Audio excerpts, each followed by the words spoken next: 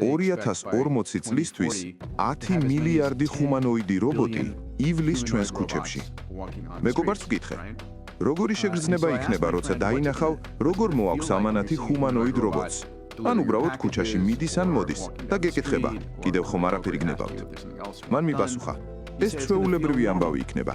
თავიდან უცნაურია, ნამდვილი სანახაობა, ფოტოებს ვიღებთ, მაგრამ ცოტა ხანში სრულად ვეგუებით. სწორედ ეს არის ადამიანის გონებისა და საზოგადოების გენიალურობა. პროგნოზების თანახმად, თითოეული ჰუმანოიდი რობოტის ღირებულება 20-დან 30,000 დოლარამდე იქნება, თუ მის ყიდვას გადაწყვეტთ. წარმოიდგინეთ, რომ ამ რობოტის აღება ლიზინგით შეგიძლიათ, თვეში $300. ეს დღეში $10, საათში კი 40 ცენტი. რამდენს ისურვებდით?